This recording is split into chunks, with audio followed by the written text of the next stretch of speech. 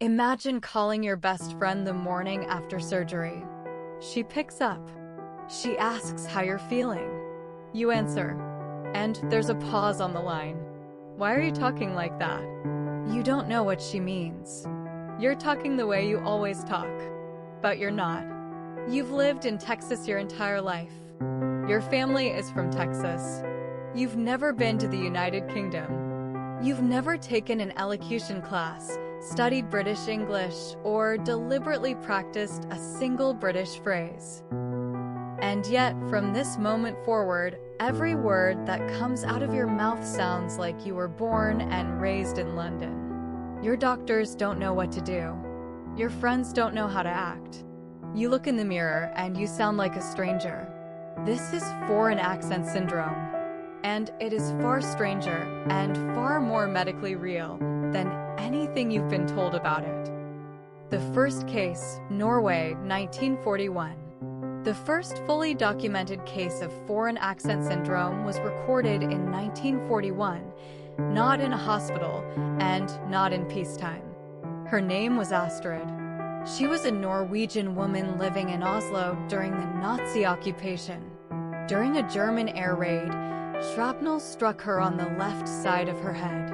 The injury left her partially paralyzed on her right side, unable to speak for months. Slowly, painstakingly, her language returned. But something was different. As her paralysis receded and she recovered her ability to talk, the people who heard her detected a pronounced German-like accent. This was a serious problem in Norway, where the military occupation had created intense antipathy toward anything German, and her speech caused shopkeepers to refuse to assist her. She had never lived outside Norway. She had never interacted with foreigners. The German accent was not a choice. It was not an affectation. It was the result of damage to the part of her brain that controlled the rhythm and melody of her speech. Her strange case came to the attention of George Herman Monrad Kroner, a professor of neurology at the University of Oslo. He had a particular interest in language disorders and was so struck by Astrid's distinctly foreign accent that he initially thought she must be German or French. His 1947 case report on Astrid introduced the world to what we now call foreign accent syndrome. It remains one of the most cited papers in the history of speech neurology. And the cruelty of Astrid's situation, a woman punished socially for a brain injury she had no control over, set the tone for nearly every case that followed. What actually happens in the brain? Before we go further into the cases, because the cases get stranger, you need to understand what foreign accent syndrome actually is. Because what the tabloids tell you is wrong. People do not wake up from strokes speaking fluent French. They do not gain new languages. There has been no verified case where a patient's foreign language skills improved after a brain injury. Those stories are exaggerations. Cases of foreign accent syndrome that got distorted through rumor and retelling. What actually happens is this. The brain has a region called Broca's area, located in the left frontal lobe, that controls the motor programming of speech. It manages the rhythm, the pitch, the timing, the emphasis on syllables. Foreign accent syndrome symptoms result from distorted articulatory planning and coordination processes. The machinery that shapes how you produce sound gets disrupted. When that machinery breaks down, the sounds that come out are slightly, but consistently different from your native patterns. Vowels get shifted. Syllables get stressed in unfamiliar places. The rhythm of speech changes. To the untrained ear, those changes sound like a foreign accent. But the perception of a foreign accent is likely a case of pareidolia on the part of the listener. As Professor Nick Miller of Newcastle University put it, the notion that sufferers speak in a foreign language is something that is in the ear of the listener, rather than the mouth of the speaker. Here is the detail that makes this even stranger. Different people often interpret the same FAS accent in completely different ways. The same patient sounds German to one person, Russian, or French to another. The listener's background influences what they perceive. When Linda Walker, a 60-year-old woman from Newcastle who suffered a stroke in 2006, began speaking differently, her sister-in-law said she sounded Italian. Her brother said she sounded Slovakian. Others heard French Canadian. Others heard Jamaican. She was from Newcastle. She had never left England. The cases. Now to the cases. Because the cases are extraordinary. Sarah Conwell, Devon, England, 2010. Sarah did not have a stroke. She did not have a head injury. She went to bed one night with a migraine, the kind of blinding, devastating headache she had suffered before, and woke up the next morning with a Chinese accent. She woke up from the migraine and discovered her Plymouth accent was gone. A Chinese accent had taken its place. She now felt like and was treated as a foreigner in her own city. A BBC documentary crew followed Sarah's story. She described the experience of reaching for her own voice and finding someone else's. Of calling her husband in from the other room just to hear herself talk. Of strangers asking where she was from and not knowing how to answer. She had never been to China. She had never studied Chinese. The accent came from nowhere, or rather, from the specific way a migraine had disrupted the architecture of her speech. Kay Russell, Gloucestershire, England. Around the same time, Kay also developed FAS after a migraine. Her Gloucestershire accent transformed into what sounded to listeners like a French accent. Kay and Sarah were eventually able to bond with each other, two women from the English countryside, each speaking in an accent that felt entirely foreign, finding in each other the only people who truly understood what they were going through. Lisa Alamia, Texas, United States, 2016. Lisa went in for jaw surgery. Routine procedure. She came out of the anesthesia and her Texas drawl, the accent she had spoken with her entire life, was gone. After her jaw surgery, she developed what sounded like a British accent. She was featured in media coverage and eventually diagnosed with foreign accent syndrome. Her doctors suspected a mini-stroke may have occurred during anesthesia.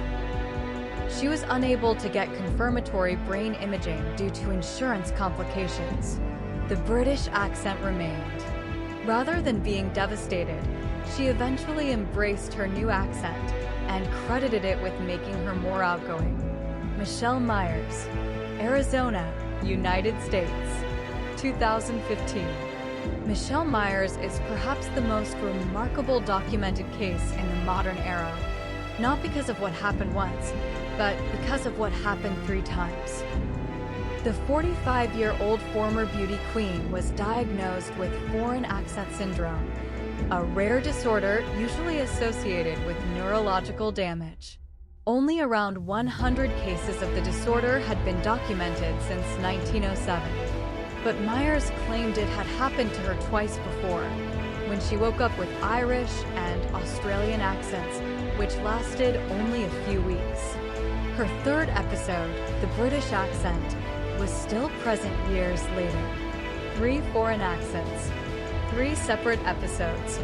The same woman, the same brain, disrupted 3 different times, in 3 different ways, producing 3 different accent profiles. George Michael, London, United Kingdom, 2012. In 2011, the British singer George Michael, who grew up in London, came out of a 3-week coma and initially spoke with a West Country accent. He recovered his original London accent eventually, but for a period, one of the most famous voices in British music sounded like it belonged to someone from rural Somerset. Even a voice known by hundreds of millions of people was not immune. The part no one talks about. Here is what the headlines always miss when they report on foreign accent syndrome. They frame it as quirky, as a curiosity, as almost a party trick. Woman wakes up sounding British, and then they move on. What they don't cover is what it actually does to a person. FAS can lead to social stigma because people might view you differently than before. And this psychological impact can even lead to a change in your sense of self. Think about what your voice means to your identity. Your accent is the geographic record of your life, where you grew up, who raised you, where you went to school, who your friends were. It is one of the most intimate things about you. It tells your story before you even say a word. And then, one morning, it's gone, replaced by something that belongs to a place you've never been. People you've known for decades don't know how to talk to you. Your children notice it. Your parents notice it. Strangers assume you're foreign. You're asked constantly where you're really from, and the only honest answer is here. I'm from here.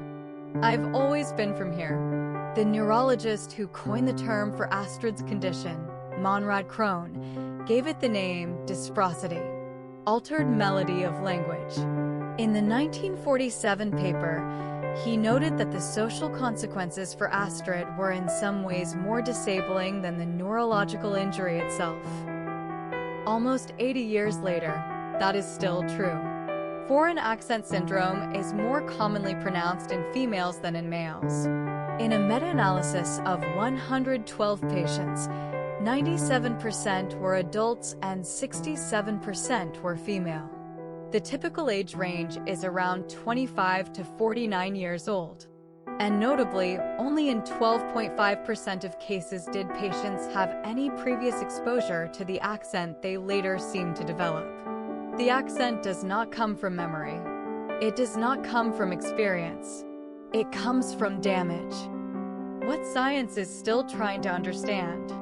There are about 100 confirmed cases of foreign accent syndrome on record since 1907. That is an extraordinarily small number for a condition that has now been observed across dozens of languages, on 6 continents, in patients ranging from their 20s to their 80s. Researchers believe the true number is significantly higher, but because the condition is unfamiliar to most physicians, many cases go undiagnosed. Patients are told they simply sound different since their stroke. The underlying syndrome is never identified. What science does know is expanding. A 2025 neuroimaging review found significant brain reorganization in FAS patients, predominantly in the left hemisphere, involving regions such as the superior temporal gyrus and medial frontal structures. The brain, in other words, is not just damaged, it is reorganizing, attempting to compensate. Finding new pathways for speech production that produce, as a side effect, the altered rhythms and vowel placements that listeners perceive as foreign.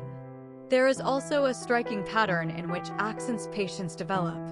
According to one survey of cases, most FAS patients start off speaking languages like English or Dutch and acquire accents associated with Romance, Eastern European, or tonal languages like Chinese. The researchers argue that these language families require more effort to speak, and that a brain compensating for damage may force the vocal apparatus to work harder, producing patterns that sound like those more effortful languages.